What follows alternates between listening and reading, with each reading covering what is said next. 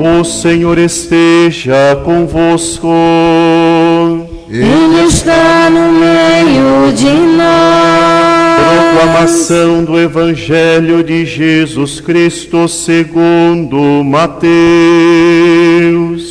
Glória a vós, Senhor.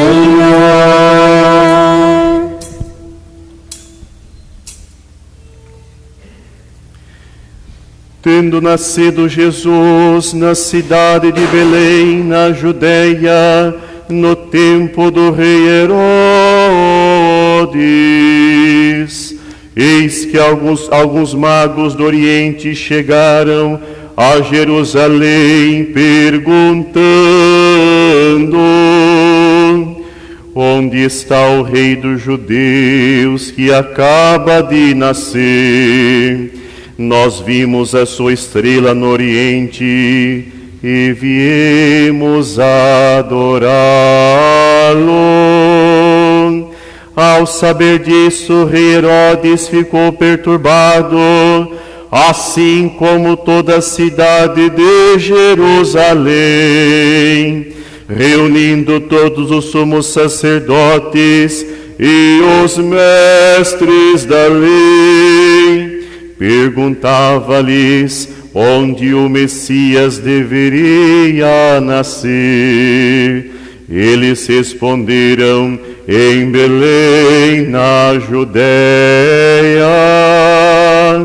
pois assim foi escrito pelo profeta: e tu, Belém, terra de Judá, de modo algum és a menor entre as cidades de Judá, porque de ti sairá um chefe, que vai ser o pastor de Israel, o meu povo. Então Herodes chamou em segredo os magos e procurou saber deles cuidadosamente. Quando a estrela tinha aparecido, depois os enviou a Belém, dizendo: ide procurar informações exatas sobre o menino, e quando o encontrardes, avisai-me, para que eu também vá adorá-lo. Depois que ouviram o rei, eles partiram, e a estrela que tinham visto no Oriente ia adiante deles, até parar sobre o lugar onde estava o menino. Ao verem de novo a estrela, os magos sentiram uma alegria muito grande. Quando entraram na casa, viram o menino com Maria, sua mãe, ajoelharam-se diante dele e o adoraram. Depois abriram seus cofres, eles ofereceram presentes: ouro, incenso e mirra. Avisados em sonho para não voltar a Herodes, retornaram para sua terra, seguindo outro caminho. Palavra da salvação. Glória a vós, Senhor. Podemos nos sentar, caríssimos. Mais uma vez, sejamos bem-vindos a essa Santa Missa. É muito bem-vindo você que acompanha-nos através da internet e do Facebook. Deixe nos comentários a sua intenção. Compartilhe essa liturgia com os seus contatos. Minha gente, hoje nós estamos celebrando a festa da Epifania do Senhor. A palavra Epifania significa auto-manifestação ou simplesmente revelação. Nesse dia, o Senhor Jesus, nascido lá na gruta em Belém, se torna manifesto a todas as nações, revela a sua glória a todos os povos, que são simbolizados na figura destes 3 reis astrólogos. A tradição da Igreja, vendo nesses 3 santos homens a totalidade dos povos, ainda os caracteriza com aspectos de cada povo. Um rei com características da Europa, um outro com aspectos do continente africano e um terceiro rei semelhante a um homem asiático ou oriental. Naquele período não se tinha noção que haviam ainda o continente americano, o continente antártico e a Oceania. O mundo conhecido se limitava a estes 3 continentes, a Europa, a África e a Ásia. Por isso, 3 reis com 3 características culturais específicas. Com isso, o evangelista Mateus quer dizer que todas as nações devem adorar o Senhor, como nós cantamos no Salmo: as nações de toda a terra hão de adorar-vos, ó Senhor.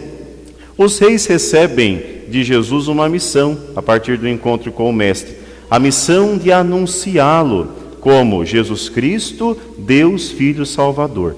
Essa frase simples é a profissão de fé mais antiga que a Igreja Católica conserva. Lá nas primeiras décadas do cristianismo já se tinha bastante consciência sobre isso, que Jesus é o Cristo, ou seja, o Messias, o ungido do Senhor. E esse Messias, Jesus, é diferente, porque é Deus Filho e é o nosso Salvador.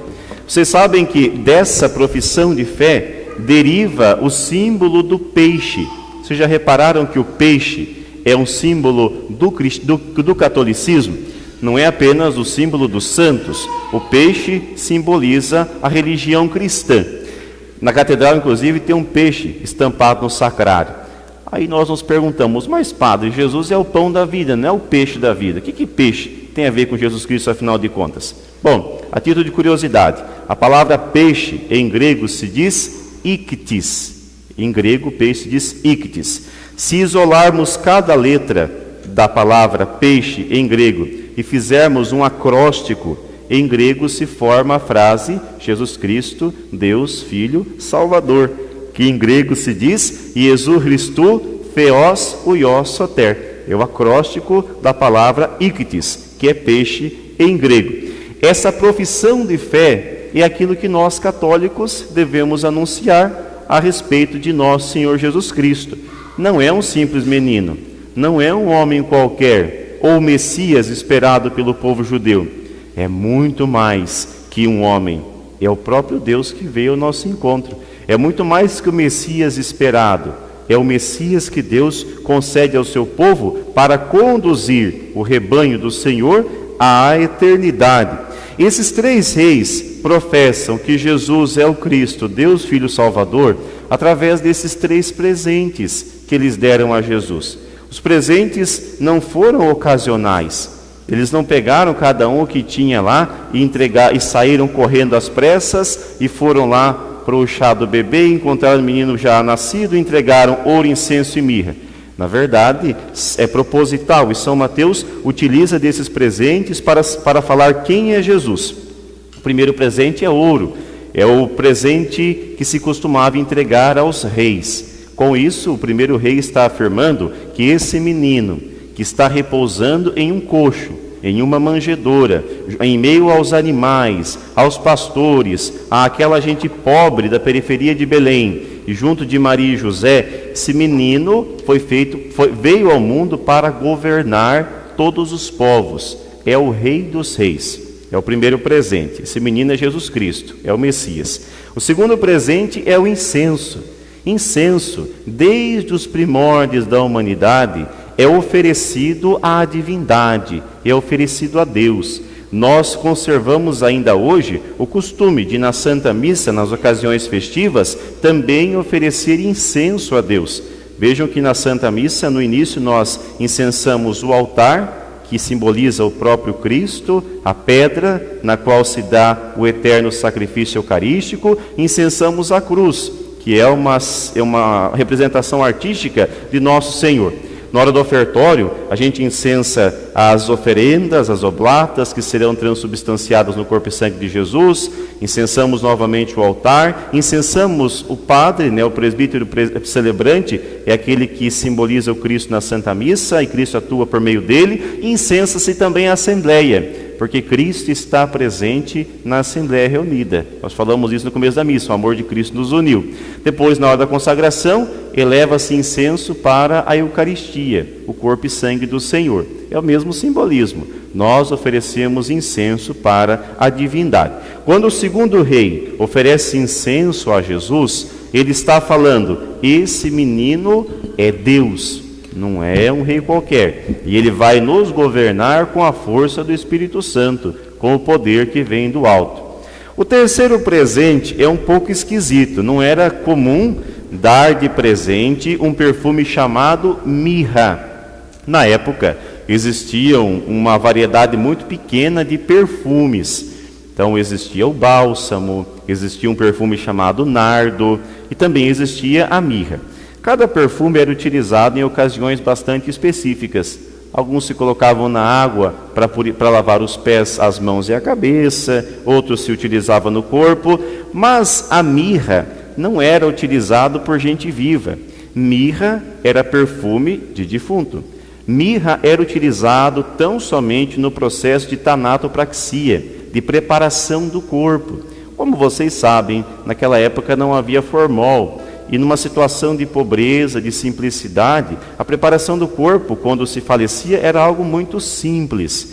Por isso, eles untavam o corpo com bastante mirra, que é um arbusto, que eles retiravam as folhas, maceravam e a partir de um processo simples extraíam uma essência muito forte de perfume.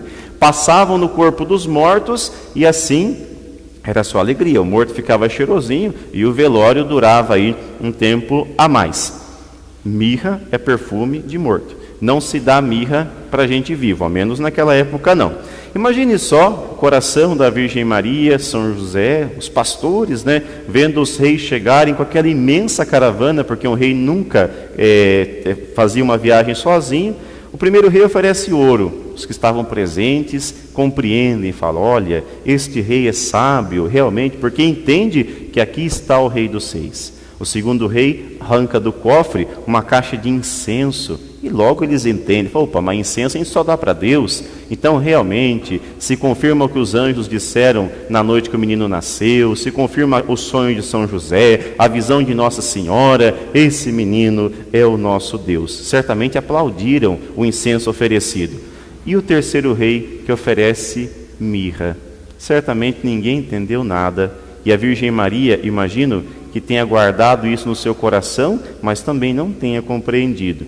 O terceiro rei estava professando a principal realidade relacionada ao menino que nasceu, que Jesus é rei, é Deus, e por conta do seu amor por nós, um dia vai se oferecer na cruz e vai morrer pelos nossos pecados. Isso é tão interessante que no final da vida de Jesus, a Virgem Maria não utilizou o ouro, possivelmente não tenha utilizado o incenso, mas quando tira Jesus da cruz e o deposita no sepulcro, possivelmente a própria mãe dele, Nossa Senhora, tenha preparado o corpo de Jesus com o perfume recebido das mãos do terceiro rei.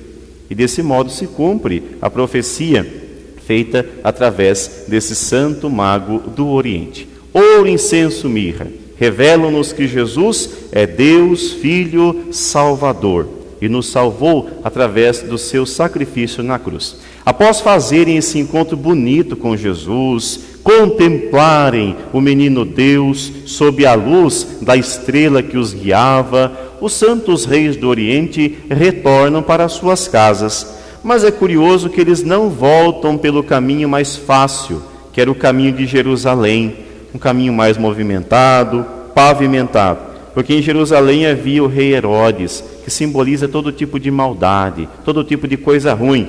Os reis retornam para a sua terra seguindo outro caminho, um caminho percorrido por pessoas que fizeram um encontro autêntico com o Senhor. Aqui para nós está uma lição muito profunda e São Mateus a relata com bastante sensibilidade, com bastante poesia. Nós também fazemos um encontro semanal com o Senhor. Ouvimos da palavra, ouvimos a explicação da palavra, que é a homilia, boa parte de nós comungamos, participamos desse momento sagrado da Santa Missa. Mas qual é o caminho que nós estamos trilhando quando saímos daqui? Nós estamos procurando superar as maldades, as dificuldades, porque certamente até virmos aqui percorremos um caminho que pode ter tido pecados, vícios, um caminho do orgulho, um caminho da ganância, do egoísmo, o caminho dos conflitos, das brigas, divisões, da fofoca, da inveja, o caminho de Herodes. Saindo daqui, que fizemos um encontro com o Senhor, qual é o caminho que queremos trilhar? Queremos voltar pelo caminho de morte, que por vezes trilhamos ao longo da nossa semana, ou queremos fazer um caminho novo, o caminho dos magos do Oriente, o caminho daqueles que conheceram a verdade sobre Jesus, Ele que é o nosso único Deus, Jesus Cristo, Deus Filho, o nosso Salvador.